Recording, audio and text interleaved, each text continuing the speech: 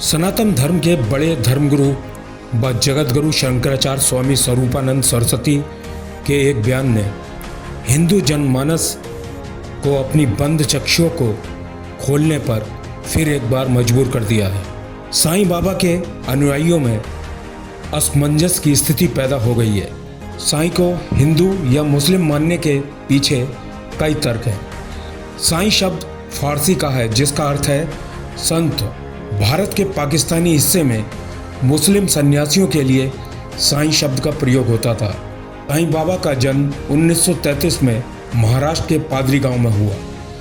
शिरडी के जिस गांव में साईं बाबा पहले रुके थे, उसी पुजारी ने उन्हें साईं संबोधित किया था। मंदिर के पुजारी को साईं बाबा एक मुस्लिम फकीर ही नजर आए थे।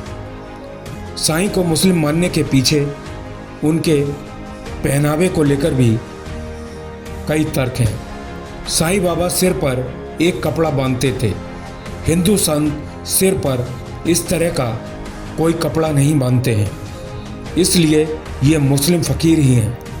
हिंदू संत समाज अपने सिर पर बालों की जटाएं रखते हैं या सिर पर एक चोटी रखते हैं। साईं बाबा के जीवन को लेकर दुनिया के देशों में रिसर्च हुई। 1985 में इटली के संस्कृत के प्रोफेसर एंटोनियो रिगो पोलेस शिरडी आए और वहाँ के लोगों से उन्होंने जानकारियाँ इकट्ठा की। साईं बाबा की मृत्यु पर कई विवाद शुरू हो गए।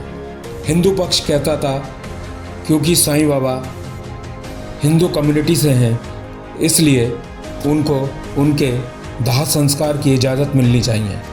जबकि मुस्लिम का कहना था चूँकि साईं मुस्लिम कम्युनिटी से आते हैं, इसलिए उनके पार्थिव शरीर उन्हें दफन करने के लिए सौंपना चाहिए।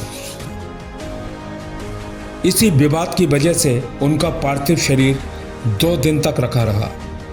फिर वहाँ के डिस्ट्रिक्ट कलेक्टर ने बाबा के पार्थिव शरीर की गहनता से जांच की, जिससे पता चला कि बाबा लंगोट पहनते हैं।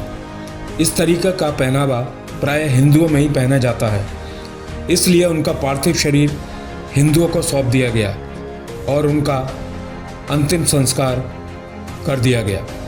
स्वामी स्वरूपानंद ने कहा कि बाबा एक मुस्लिम कम्युनिटी से आते हैं, इसलिए उनका मंदिर के बीच देवी देवताओं में उनका स्थान नहीं होना चाहिए। इसलिए सनातनियों ने अपनी गलती को सुधारते हुए सभी मंदिरों में जहां देवी देवताओं के बीच उनकी प्रतिमा लगी थी, उसको हटाने का कार्य आरंभ कर दिया है। साईं ट्रस्ट ने भी अब ये माना है कि वाकई साईं बाबा एक मुस्लिम कम्युनिटी से आते हैं और उनका पूरा नाम चांद मियां था।